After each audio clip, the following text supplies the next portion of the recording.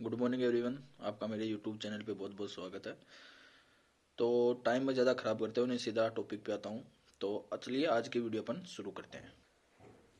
तो बात कर रहा हूँ मैं अपने जो अभी किसान प्रोटेस्ट चल रहा है दिल्ली के चारों ओर, जहाँ पे किसान अपनी बात मनवाने के लिए सरकार के पीछे पड़े और सरकार भी एक तरीके से बात उनकी मान रही है, एक तरीके से बात नहीं मान रही। सुप्रीम कोर्ट बीच में कूद पड़ा इस लड़ाई में। तो अपने को ना तो मैं इस लड़ाई को कहीं किसानों को गलत बताऊंगा, ना मैं कहीं सही बताऊंगा, ना सरकार, मुझे उस चीज से मतलब नहीं है। जो सरकार बिल लाई है मैं उस बिल के बारे में आपसे बात करूंगा।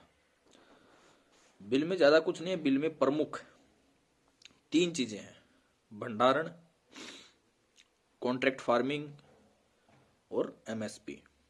ठीक है, बात ये तीन है। अभी आप लोग सोचिए, अपन सबसे पहले बात करते हैं भंडारण की।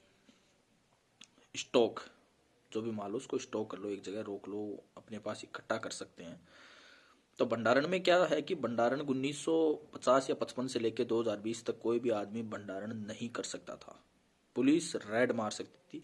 जैसे आपको छोटी चीज, जैसे सरसों का तेल है, जिससे अपन लोग सब्जी में काम में लेते हैं, कोई बालों में लगाता है, कोई अलग अलग। सरसों का तेल है, जैसे कोई भी ब्रांडेड कंपनी है उसका, जैसे आपके डिस्ट्रिक्ट के अंदर उसका डीलरशिप है, वो डीलर है, सारा माल उसके पास आता है, वो फिर दुकानों को सप्लाई देता है।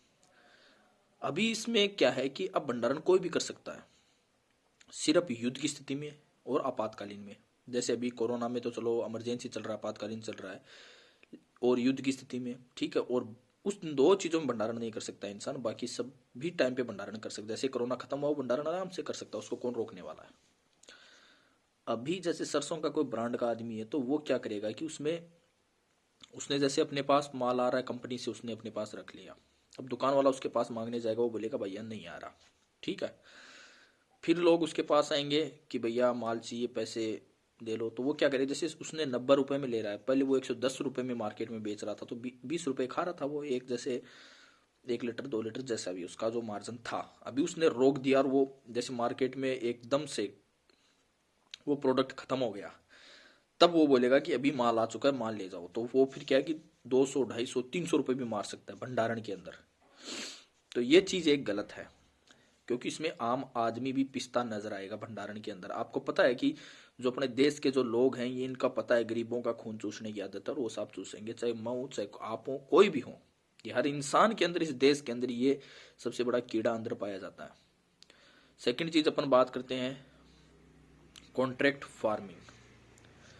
कॉन्ट्रैक्ट फार्मिंग एक तरीके से आप देखोगे तो सही भी, एक तरीके से देखोगे तो गलत भी है। अभी जैसे अपन सोच रहे हैं, जैसे मान लो कि गेहूं का कोई कंपनी है, जैसे वो बिस्किट बनाती है, ठीक है। जैसे पार्ले जी कंपनी है, पार्ले जी बिस्किट बनाती है। अब उसको जैसे लगता है कि भाई मेरे को 1 लाख टन या मेरे को 1 लाख भाई क्विंटल जितना भी मेरे को गेहूं चाहिए, तो उसके इंजीनियर बताएंगे भाई आपको इतनी जगह में इस हिसाब से गेहूं आप डालिए और इतनी उपज हो जाएगी। जैसे वो तो क्या एक दो खेत लेंगे नहीं कंपनी वाले, वो तो जैसे आसपास के जितने भी गांव होंगे, गांव के गांव लेंगे, ठीक है। जैसे 5 गांव ले लिए, 5 गांव में जैसे आप मान लो 1000 बीघा जमीन है या 10,000 बीघा जमीन है, ठीक है। 10,000 बीघा जमीन में उनको ये लगेगा भाई 10,000 बीघा में अपने इतने गेहूं हो जाएंगे और अपन इस तरीके से पैसे देंगे। तो अब भी गेहूं क्या है कि मार्केट के अंदर, तो अभी जैसे गेहूं अपने पास, जैसे मान लो कि आप 1800 2000 रुपए में गेहूं बिकता है प्रति क्विंटल, ठीक है। 1800 2000 रुपए में आपको 100 किलो गेहूं मतलब एक बोरी क्विंटल मिलता है। जैसे कंपनी आएगी वो आपको बोलेगी कि भाई हम आपको एक क्विंटल के 2,500 रुपए देंगे, 2500 रुपए, ठीक है। आप अपनी जमीन के अंदर इतने गेहूं उगाओ या चावल जो भी उसको चाहिए वो प्रोडक्ट आप उसमें उगा के दो, वो आपको प्रति क्विंटल 2,500 रुपए, जैसे गेहूं के 2,500 रुपए आपको वो दे देगा। तो किसान के तो एक तरीके से क्या है, फायदा हो गया।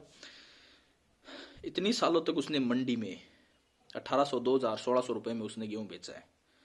अभी कंपनी उसको 2500 रुपए 2,500 रुपए उसको कंपनी दे रही है, ठीक है।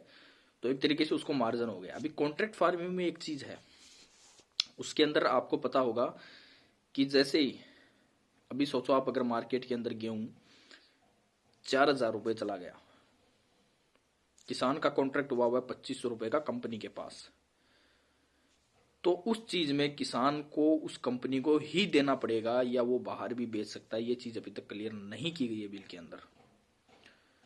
तो यहाँ पे अपना जैसे देखें भाई, देखो कोई जरूरी नहीं है गेहूं का आज तक इतना भाव तो भाई गया नहीं। मैं तो जब से मेरे ध्यान में है, जितनी साल कमा हो गया, आगे जाके तो 1 लाख रुपए क्विंटल का भी हो जाएगा, लेकिन फिलहाल में 1800 2000 रुपए में गेहूं जाता है। तो कंपनी अगर उसको 2,500 3,000 रुपए उसको दे रही है तो उसके तो फायदा हो रहा है ना सीधा। मंडी में नहीं लेके जाना पड़ेगा, कहीं नहीं लेके जाना पड़ेगा, उस धान उगा के दो, कंपनी आके ले जाएगी और पैसे लो अपने।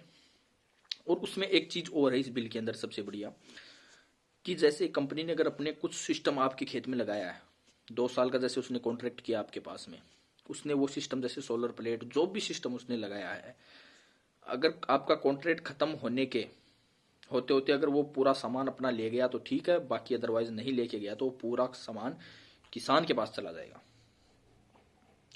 और अभी बात चल रही है थर्ड चीज मैं आपको सिखाता हूँ, एमएसपी। एमएसपी क्या, न्यूनतम समर्थन मूल्य है। जैसे एमएसपी में अपने जो गोदाम वगैरह होते हैं अपने जो डिस्ट्रिक्ट में कहीं भी, वहां से आप बीज लेके जाते हो, जैसे चने का ले गए, गेहूं ले गए, कुछ भी, तो आप जब से वो जैसे बीज लेके जाओगे उसी टाइम वो आपको आपकी फसल की रेट दे देंगे कि भाई हम 6,000 रुपये में ले लेंगे आपसे, जैसे मैंने चना 6,000 रुपये में हम आपसे ले लेंगे, ठीक है। अभी जैसे मार्केट में चना 10,000 रुपया चला गया तो आपको जरूरी नहीं है आप उस गोदाम में जाके चना बेचो, आप बाहर जाके भी बेच सकते हो, क्योंकि आपका एमएसपी के पास में आपका कोई कॉन्ट्रैक्ट फार्मिंग कभी नहीं होती है। ये चीज है एमएसपी। तो एमएसपी का लोग ये सोचने से कॉन्ट्रैक्ट फार्मिंग होने लगी तो एमएसपी ऑटोमेटिक खत्म हो जाएगी, क्योंकि किसान कॉन्ट्रैक्ट में बंध जाएगा। आज जैसे 2,000 रुपये में गेहूं है तो कॉन्ट्रैक्ट फार्मिंग वाले उसको 2800-2700 रुपये देंगे तो वो तो कॉन्ट्रैक्ट करके बैठ जाएगा। तो एमएसपी से क्या है कि धीरे धीरे ऑटोमेटिक खत्म हो जाएगी। तो ये 3 चीजें हैं, जैसे कि अगर किसी को पता नहीं है तो वीडियो को शेयर करें, लाइक करें, कमेंट करें, जो भी आपकी चीज है कमेंट करें, मैं दोबारा आपकी वीडियो बना के दूंगा। जय हिंद, वंदे मातरम।